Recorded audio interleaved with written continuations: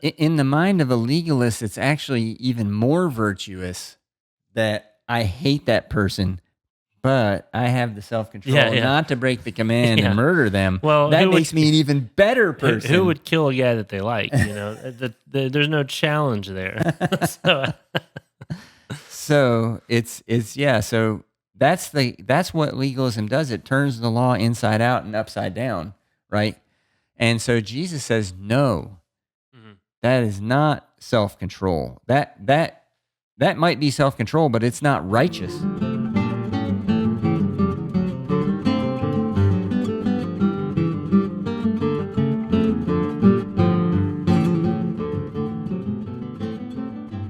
Welcome to Biblocus, where the Bible intersects with your life. I'm Timothy. And I'm Caleb. And you're listening to Bible Discussions, the forum where we explore biblical topics that are relevant to your life. Today, we are continuing our series on the life of Christ. This is part 28, entitled, You Shall Not Murder. So this is part of a longer section of the Sermon on the Mount that we, in our outline, entitled Above and Beyond the Law, because Jesus pushes the envelope. He takes several different laws. He'll say, you've heard that it was said X, but I say Y.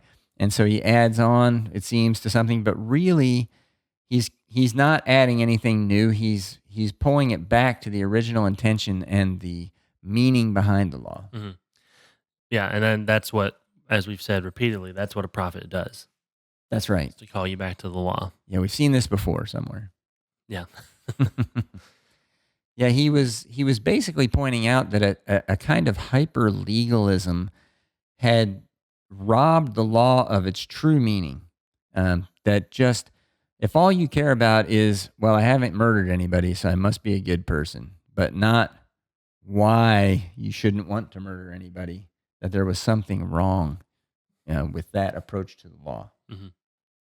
So that's what we're going to kind of look at this morning, that the true meaning of the law was being de-emphasized and favoring, just how to avoid breaking a law. Yeah, and I mean that's why Jesus picks murder as the first example, because it seems like such an easy one to avoid breaking. Like most people probably haven't murdered, even if you have killed somebody, like maybe you're a soldier. That's usually not considered the same thing. Or a car accident. Yeah, an accident, or yeah. So I mean most people are good on that one. Mm-hmm. Yeah.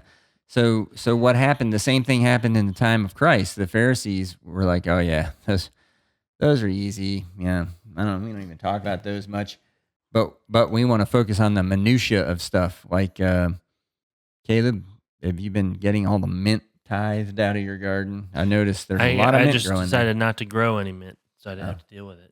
Yeah, that's a good approach. But no, I've not been tithing my tomatoes either. Well, the great irony of that is Jesus is like, okay, so if you want to play the minutia game, God says to tithe your income, and so you're like, every leaf of every plant, you got to take 10% of that. Yeah. He's like, okay, let's play that game with the murder one then. That's what he's doing. Yeah, well, most preachers don't want you to tithe your tomatoes because then you keep a little bag of them on the pew. Boom, I don't like that one. There's a tomato. I guess that's what the name Rotten Tomatoes comes from. Well, I think it is. The movie. For throwing them at, the movie something you don't like. Site. Yeah.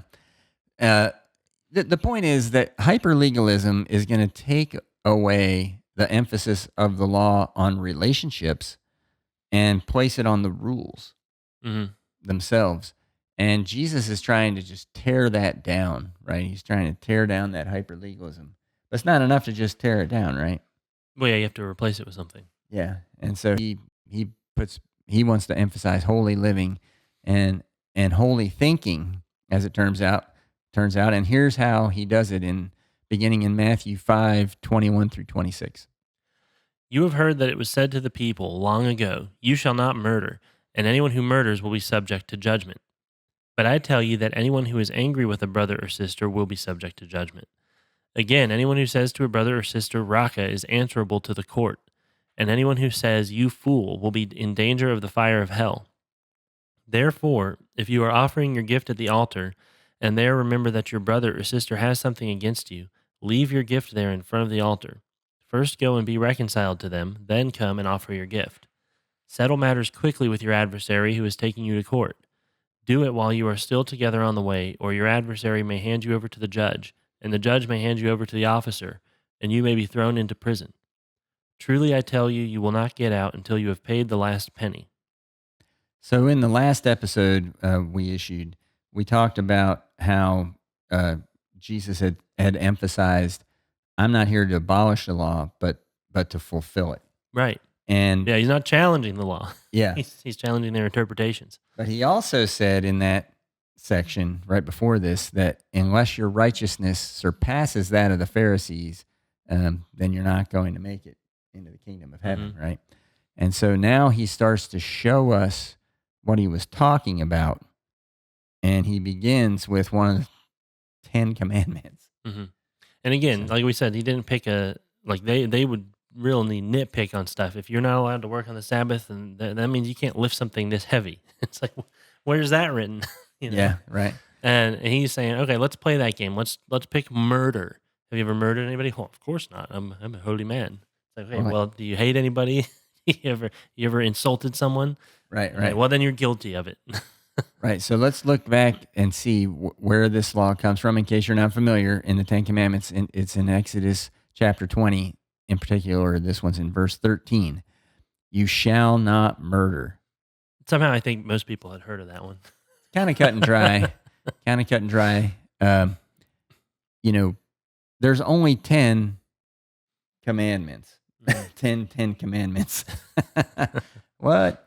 But this is part of like the non-negotiable boilerplate section of Scripture, right? There's no getting that out of there. God put it on stones, right, and send it down to the people. Twice. You can't change it. And so Jesus says, well, you might have heard, about this law. You can't murder. But I say, and then he adds to it, right? And so you might think, what is he doing? Like, well, yeah, this is his authority. He's showing his authority. And that's what people said about him, right? When they heard his teaching, they said, hey, he doesn't teach like other people. He actually teaches like he has authority, knows what he's talking about. That's why the Pharisees hated him. They challenged their authority. And to them, it sounds like he's saying, I'm just going to rewrite the law as I want to. Yeah. But he's doing it on purpose because he's trying to destroy and expose this hyper-legalism that they're practicing, right? Because consider what a legalistic approach to, say, even this commandment, you shall not murder, would be, right? You're not allowed to murder people. That's it. And it's like cut and dry. And so no matter how much you despise another person, you have to find the self-control to not kill them. And so as long as you do that, then you're a righteous person. Yeah. But in their mind, in the mind of the Pharisees, yeah. Yeah, it doesn't sound very righteous though, right? I mean, you've justified in your mind that person doesn't deserve to live. Well, it's the whitewashed tomb thing, or the dirty vessel, Like it's clean on the outside, it's pristine. So they're making sure that all their outward actions that everyone sees are good. But on the inside, they're full of death and decay. They hate everybody, Yeah. We've talked before about how they're like, they basically set up this exclusive club where they're like taking turns inviting each other to feasts and ignoring their neighbors, ignoring the poor. But they actually hate each other probably just as much. In the mind of a legalist, it's actually even more virtuous that I hate that person, but I have the self-control not to break the command and murder them. Well, that makes me an even better person. Who would kill a guy that they like? There's no challenge there. So So that's what legalism does. It turns the law inside out and upside down, right? And so Jesus says, no, that is not self-control. That might be self-control, but it's not righteous. And so you've already decided to kill a brother. You've already decided that he deserves to die. And the only thing that stops that is your amazingness, your self-control. Yeah. But that was wrong to begin with. You justified your anger against another person and you judged them. You're Right. basically taking all of God's authority except to give and take life. You're like, because I respect you, God, I won't do that. However, this is what I think about that Yeah. guy. You're basically saying that God's creation isn't deemed worthy by you to have ever been created, right? Mhm. But it's not unlike another story, the story of Cain and Abel that's found in Genesis 4 verses 2 through 8. Now Abel kept flocks, and Cain worked the soil. In the course of time, Cain brought some of the fruits of the soil as an offering to the Lord, and Abel also brought an offering, fat portions from some of the firstborn of his flock. The Lord looked with favor on Abel and his offering, but on Cain and his offering he did not look with favor. So Cain was very angry, and his face was downcast. Then the Lord said to Cain, "Why are you angry? Why is your face downcast? If you do what is right, will you not be accepted? But if you do not do what is right, sin is crouching at your door. It desires to have you, but you must rule over it." Now Cain said to his brother Abel, "Let's go out to the field." And while they were in the field, Cain attacked his brother Abel and killed him. So how did Cain start down the path to murder? Well, it says he was very angry. Yeah. Yeah. Yeah, so he has this out of control anger, right, that leads to actions that are bad. And so interestingly, Jesus chose to use the same term to compare to murder. He says it's also wrong just to be angry. hmm And I think it cannot be a mistake or an accident or a coincidence that the same language is used in the Cain and Abel story, right? Um, I think he knew about it. yeah. So just getting angry with somebody is enough for God to judge you, Jesus says, right? Because the justification of your anger in your heart condemns the other person in your heart. hmm Yeah, and he warns him, sin is crouching at your door, but it doesn't actually say which side of the door it's on. Yeah. So I think we always interpret that as like it's waiting for you to step outside and then it's going to get you. Right. And so Yeah. actually you're harboring it. You're harboring it. You've got a fugitive in the house. Mm-hmm. Yeah. And Yeah. whenever you open the door, it's going to jump out and get somebody else. Yeah. And you've let it there. You not only let it in, you justified it being there. hmm That's what you've done. And you say, well, it's okay because I didn't actually kill Compare him. that to like David, right? When he has the opportunity to kill Saul, who's already tried to kill him multiple times and is Mm-hmm. hunting him. And everybody around him Right. is like, "This is your chance." And he's like, "I'm not doing that. I'm not like I'm God. If God doesn't want him to be king, he won't be king. Right. If God wants him dead, he'll be dead." And you notice that he's not dead, and I'm not God, so I'm I'm not gonna act on that. I'm not gonna. He Mhm. doesn't even seem to hate Saul. What's wrong with him? Yeah, and I think that's what Jesus is saying, and he's also going a step beyond that too, and saying it's not only would be wrong to murder somebody because you're angry at them. He also says it would be wrong to call them names. Yeah, Raka, you fool. You Mm-hmm. know, Yeah. yeah, to insult them because you're giving voice to it. People say actions speak louder than words, which I know, I know what that typically means. But sometimes what you choose to say is an action. You're Right. still acting on it. You don't just get to say whatever you want. Well, internally, you've created a permission structure, right? But by justifying your anger, you hmm say, "Well, I'm justified." So, hey, I mean, maybe it hurts his feelings if I call him a name. Too bad. Maybe it hurts his feeling if I murder him. Yeah. Well, well, But you've green lighted it already. You've opened the door this for gives the permission to murder. I mean, the yes, most famous example of this in my mind is Nazi Germany. Like the propaganda, the way it spoke about the Jews, we called them vermin. What do you hmm do with vermin, right? You exterminate them. right? So if you talk about the people that way, then it becomes justifiable or even required to murder them. Yeah, And I mean, so that's real. Like that's a real life example of it. And it was potent because you had, a country of tens of millions all saying it together. So they all believed it and acted on it. hmm Right. But you can do this to yourself too. That's what Jesus is warning about.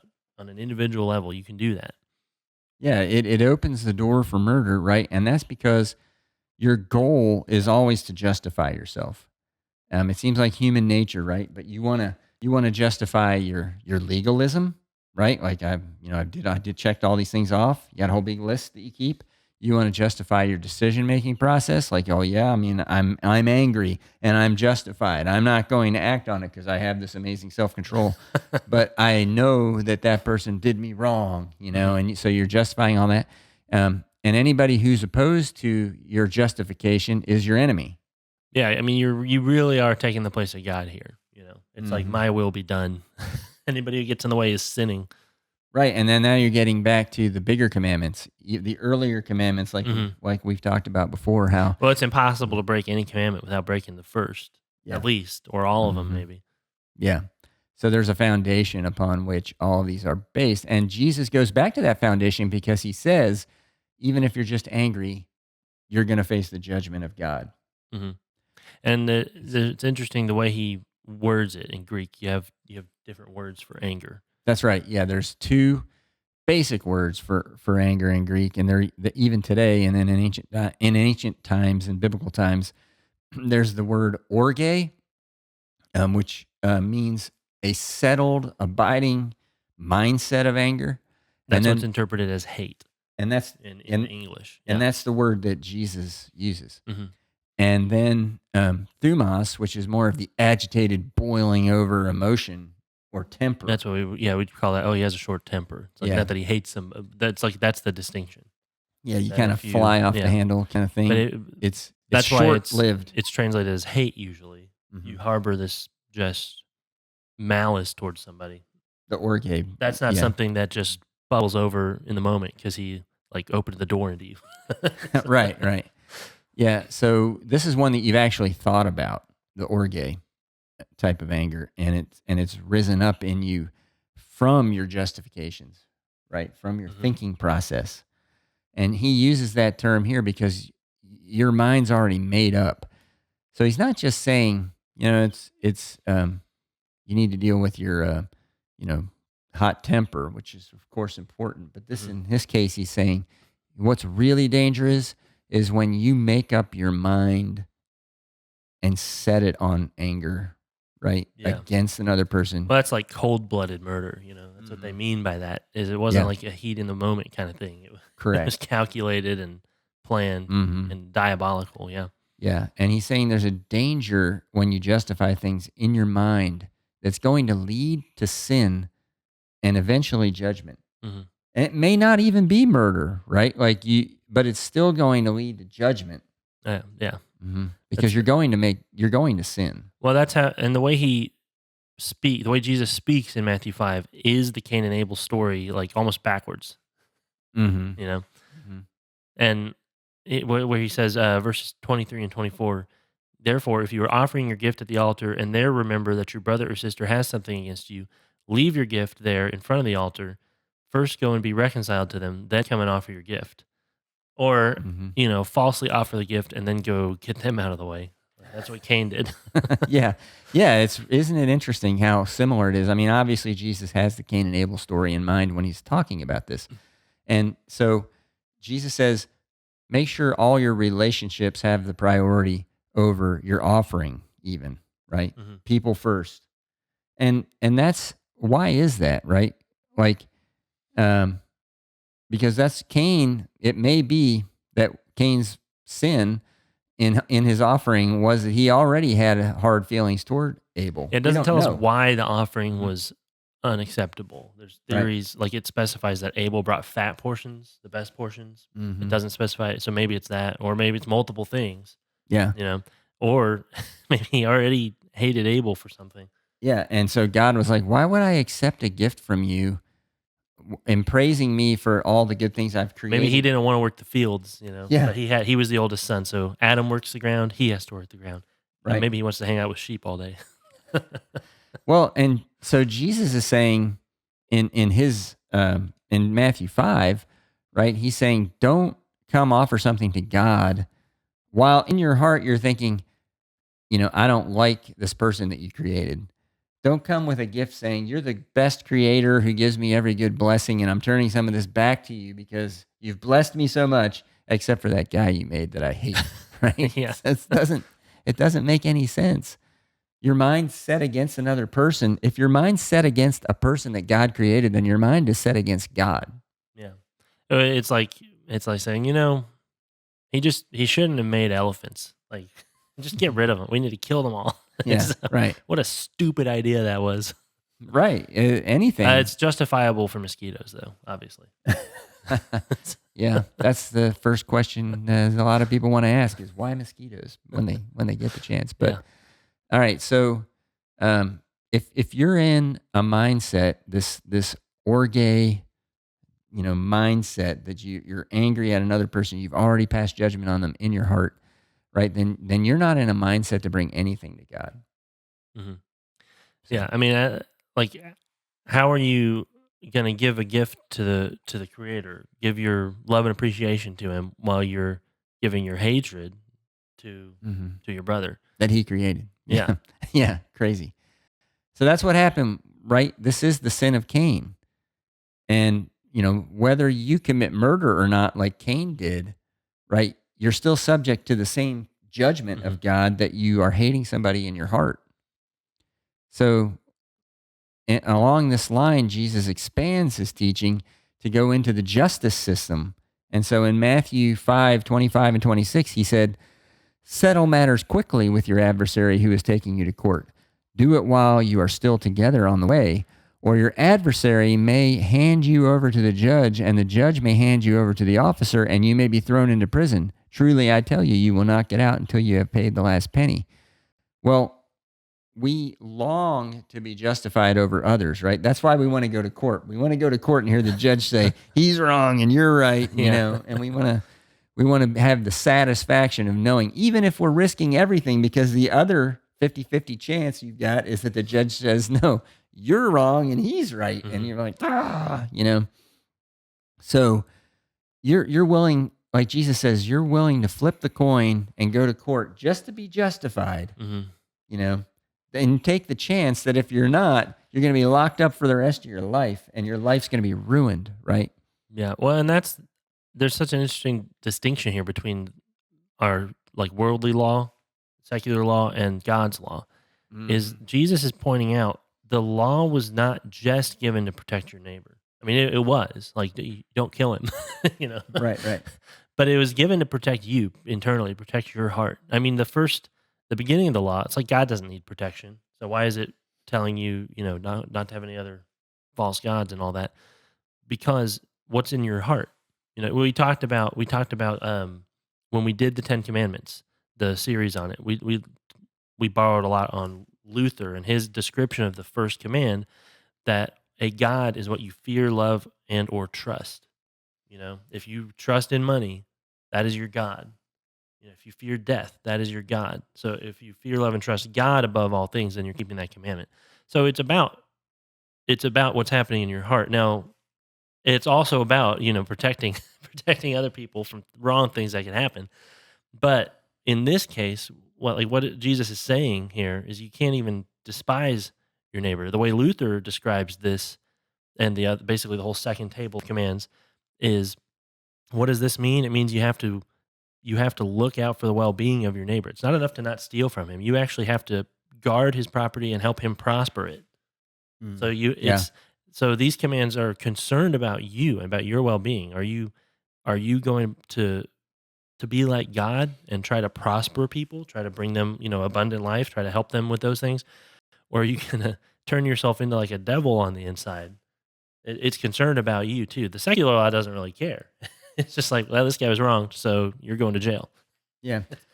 So I love this story. I love the way Jesus tells this story, because it's like, it's crazy, because he's like, hey, while you're walking together to court, work it out. I'm not walking with him. And don't work it out. Save the relationship.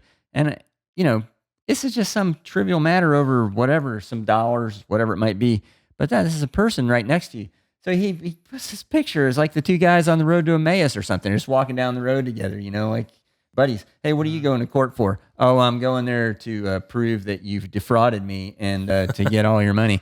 Oh, really? I was going there to say you did that to me. It's, oh, well, it's like they don't even, why are they walking down the street together? It's sort of like those cartoons with the sheep dog and the wolf or the coyote, and they check in, they clock into the time clock in the morning. Yeah. And they're like talking to each other, hey, Sam, how's it going? You know, Yeah, and then yeah. they clock in and they're like, okay, you're my enemy now. It's like you're going to court, your buddies, and then it's like, oh, but when we get there, we're fighting each other tooth and nail to the death. Yeah, one of the parallel passages to this, although it doesn't necessarily look that way at first, is in 1 Corinthians when Paul talks about not taking communion unworthily. Mm-hmm. One of the ways some people interpret that as, like he does say, without discerning the body of Christ, right? Some people take that as a it's probably both, but one of the ways of reading this is that he's talking about this, like you're going to give God your offering at the altar, and you hate your brother, like so what do we call it? Communion, which means Right. with union. Yeah. But the guy in the pew behind you, like you're also trying to screw him over behind the scenes, and you're like, oh, we have unity with God and with each other. Yeah, there's got to He's be. gonna be like, no, you don't.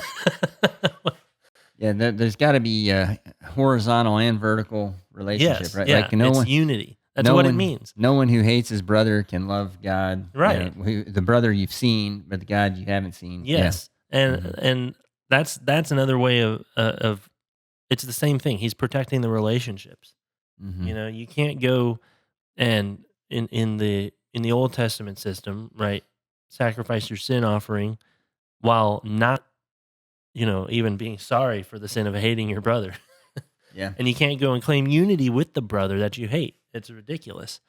And that's why, that's part of what the confessional does for churches that practice private confession. Part of that is go and get your heart right. And in most of those churches, they would advise you not to take communion if you haven't confessed recently. They would say Right. you have not gotten your heart right. You're harboring those sins, but you're going to go give your offering to God. You're going to go claim unity with everyone. Yeah. Well, we said earlier that Jesus was deconstructing the hyper-legalism. And what I love about this story too is it's about going to court. Mm-hmm. So he's talking to a bunch of people who love nothing more than legal justification and arguments. Yeah, and he's debates. saying, well, how about if you gave up the joy, right? That the pleasure that you feel of being justified in front of other people. When what's the ultimate of that would be going to court and getting the court to decide in your favor. And it doesn't matter even who the other person is. That's Jesus's point, right? Like, I don't care who I'm beating in court. I don't care if it's my mom, right? Like, I'm taking them to court because I'm right and they're wrong. Yeah. And he's like, no, like they're your friend, they're your neighbor, they're your mom, whoever they are. Like, make things right with them relationally and just don't go. Settle it like adults, right? Mm-hmm. And so he's telling them, like, your hyper-legalism is ridiculous. Mm-hmm. And all you care about is the joy and the pleasure you get out of proving to other people that you're right and they're wrong. But now, why don't you forego that pleasure and maintain your relationships instead? Well, like he always tells them, they've had their reward in full. You can't Yes. take that court victory with you to heaven, or the money or land maybe even that you're rewarded from it. Right. You can't take that with you. What heaven is communion. It is a giant relationship between the church and with each other and with God. Right. So if you're going to trade that for the other things, then that's what you're giving up. Yeah. So we often like to turn to the church fathers, as Caleb's told you before, not because, The scripture was insufficient. Yeah, but because it shows that Christian thought over the centuries has turned in the same direction that we're asking you to consider this episode. But here's a quote from Augustine of Hippo in a letter. This is noted as letter 38 of his. It's from AD 397. He wrote to his brother Profuturus. Appropriately to a brother, right? Yeah. And he says, for hatred of another insidiously creeps upon us, while no one who is angry considers his anger to be unjust.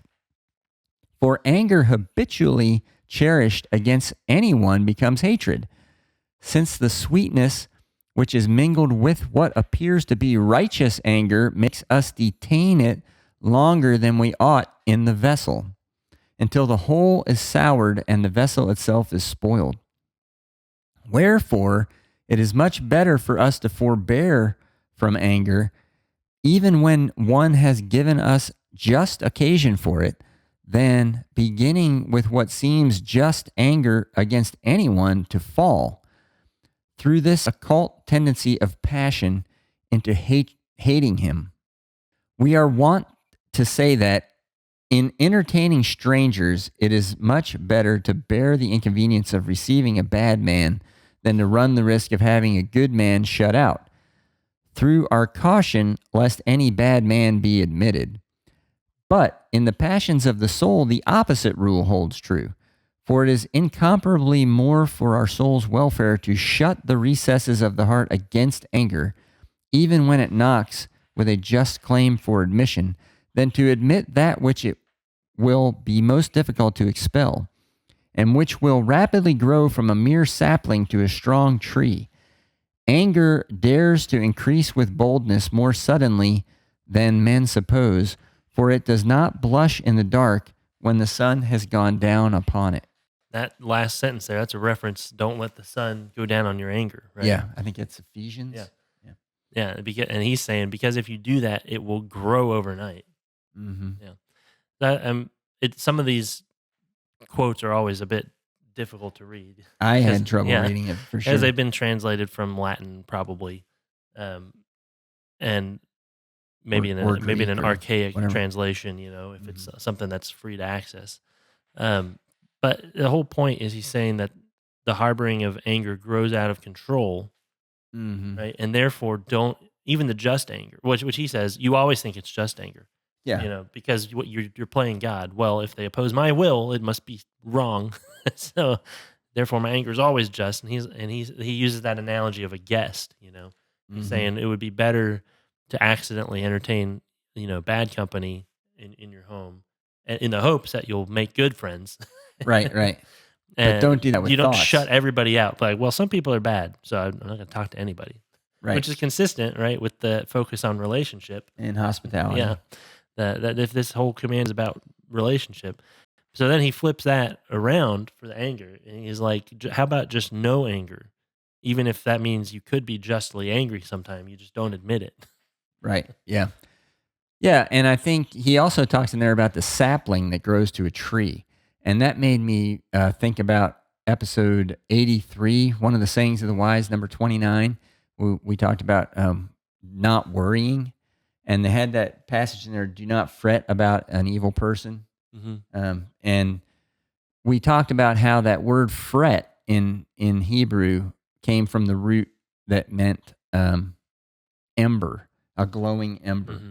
And so if you think about, like, I keep these worries inside of me, I keep these little things inside of me that I can blow on and heat them up, and and then they get really going into a fire. That's what fretting is like, when worrying is like.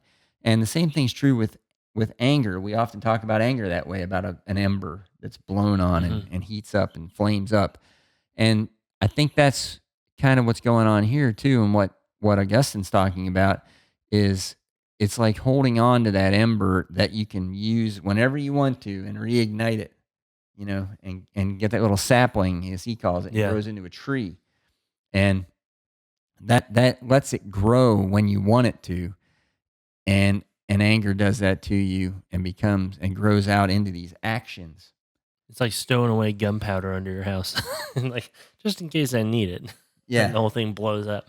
Yeah, and this is something that is spoken about by another church father here. We're going to read to you from John Chrysostom, and he lived from AD 347 roughly to AD 407.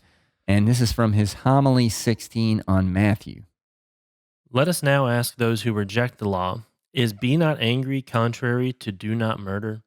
Or is not the one commandment the completion and development of the other?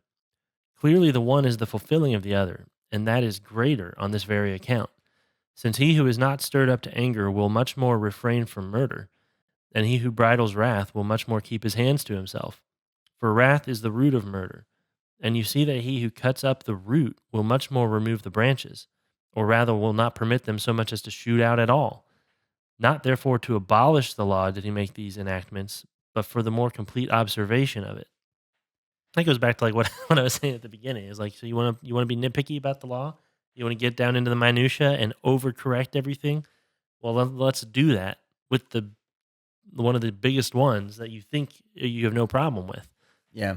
And anger is like Chrysostom says here, like the roots. Hmm.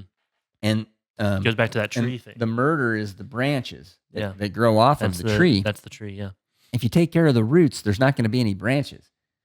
Hmm. I mean, it makes a lot of sense, right? And so Jesus, that's why he chose this word orge about the mindset of anger, right? Like, don't get your mind set on it because it's just going to grow into something you can't control, right?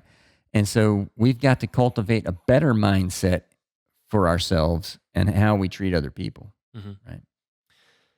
Yeah. So the commandment by itself, right, of just do not murder, if that's all it meant, is you can think, feel, say whatever you want about somebody. Mm-hmm. Yeah, as long as you don't murder them. Well, it's kind of pointless, actually. Yeah, yeah. It doesn't have any thought involved at all. And Jesus is trying to inspire us to be thoughtful Hmm. about everything that we do. Give consideration to things, right? Because um, if you don't contemplate what you're doing, then what are you setting yourself up for? Yeah. And it's, You could think about murder all the time. Think yeah, about, I'd love to just beat this guy up, but I haven't done it, so I'm fine. right, right. I kind of make this joke in reverse a lot. Like, well, people will say, well, it's a thought that counts. And especially like at work, somebody asks for help and then they figure it out before I get there. And they're like, it's the thought that counts. And I'm like, yeah, I'm just going to stop working. Just think about helping people all day and I'll be good. Yeah. Well, but Jesus is focusing on thinking, right? He says anyone who is angry with a brother or sister is subject to judgment. Okay, so he's saying that requires your contemplation, Hmm. right, to be under the law too. So, like, what am I thinking? Why am I thinking it? About whom am I thinking these things? Like, because he makes it personal in there when he says, if you're angry with a brother or sister, you'll be subject to Hmm. judgment. So it's like who you're mad at, why you're mad at them, like all that stuff starts to come into play, and it becomes personal, difficult, but necessary. Hmm. Yeah. If we take Luther's approach, right, where I have to completely flip this around, the command to not murder means I have to protect his life, I have to protect his health and well being. Mm-hmm. So again, not enough to not think the bad things or even to think good things. We're setting prayers and wishes. Like you actually have to get off your feet and do something constructive, which gets Yeah. back to what we said at the beginning. Jesus is concerned about taking the legalism out and replacing it with holy living. Right. Yeah. So spend your thoughts on better things, right? On reconciling with other people, like in the case of the court case, um, by and not on how to destroy another person, right? Yeah, it's So, the thoughts are going to inform your words, and then are going to inform your actions. hmm, Right? yeah, It all starts from the heart. Like that's what Jesus says about the Pharisees too, right? When they're concerned about eating with unwashed hands. He says it's what comes out that makes you unclean. right. What is what's in there? What's everything coming out from this rotten heart of death? Hmm. Yeah. And so then jumping into the epistles, consider 1 John 3:14 and 15 that says, we know that we have passed from death to life because we love each other. Anyone who does not love remains in death. Anyone who hates a brother or sister is a murderer. And you know that no murderer has eternal life residing in him. Of course, John's writing to the early church here.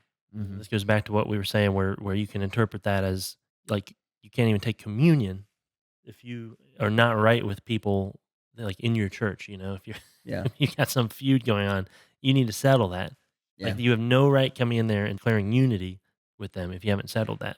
And it goes all the way back to episode 1, right? With everything was dark and God created light. Hmm. And it's like everything here is like choose life and not death, right? Choose light and not darkness. Hmm. It's that same dichotomy from the very beginning of that mankind had that problem. Hmm. And God's given us every good thing so that we can choose life every time, and we still choose death Mhm. sometimes. So our words of life takeaway come from Luke 15:32. This is from the story of the prodigal son. But we had to celebrate and be glad because this brother of yours was dead and is alive again. He was lost and is found. Yeah, I love those words that Jesus put into the mouth of the Father in that story. Um, it's the message of the Sermon on the Mount, right? It's saying choose life, not death. Make conscious decisions that support the life of another person. The Father saying, I thought your brother was dead and now I have him back. Mhm. And that's all that matters to me. I don't care about the details. The brother's like, I can justify every reason why we shouldn't kill the fatted calf for him. Yeah, we should kick him out on his Yeah. butt. Yeah. And the father's like, I'm just glad he's alive. Mhm. Like, I thought I'd never see him Well, again. that's the twist of the whole story. Like, as Jesus is telling that story, you can see the Pharisees thinking he's coming back to the Father. He's going to get his. Yeah. Because he deserved it. Yeah. He deserved it. But that's only if your mind is set on justification of anger Mhm. and not on saving life and prospering, like you mentioned, prospering. Yeah. So, So, I mean, the older brother had already decided they were better off without his younger brother. I wonder what story Jesus had in mind of an older brother wanting the world to be without his younger brother. yeah. Yeah. So, like Cain and Abel all over Yeah. again. Yeah, that story keeps cropping up. So, like, this is exactly that dichotomy here of, like, he hates him, but he's not going to kill him. We're just not going to help him. And the father's like, no, we're throwing him a party. Yeah. You know, that's keeping the command is, oh, okay, he's alive. He's repentant. We are going all out and we're going to bring him back in, put the ring on his finger. That's a symbol of authority. Remember, like he's being given his role back as the son, not as a servant, which is what he was hoping. Maybe he could at least feed pigs for his father. You know, Yeah. he's being given his whole status back Yeah. to prosper. Like they're investing in him. Like Luther's advice. Okay, so you don't steal from your neighbor. Therefore, you have to actually help him prosper his things. Well, the father's so happy he wants to kill the fattened calf. Yeah. Right. And the brother's so angry that he wants to kill his brother. Right. So it's like somebody's dying either way. but it's the dichotomy, right? Of the one direction have a party, the other direction have a funeral. Right. Yeah. You know, it's like so. Make the choice that the Father made, right? And the choice that Jesus lays out before you, which is always choosing life, never choosing anger, destruction, and death, and just not letting your mindset be polluted with these things. So a party sounds like the best way to get started. Yeah, I'm in. Do we have any fattened calves around here? All right. Well, he's Caleb and I'm Timothy, and thank you for joining us for Bible discussions on Biblocus, where the Bible intersects with your life. Please consider subscribing to our channel to help support our efforts. All scripture quotations, unless otherwise indicated, are taken from the Holy Bible, New International Version, NIV, copyright by Biblica, Inc., used by permission of Zondervan, all rights reserved. Biblocus is a registered trademark. This program is copyright 2026 by Timothy Klingerman. God bless all of you.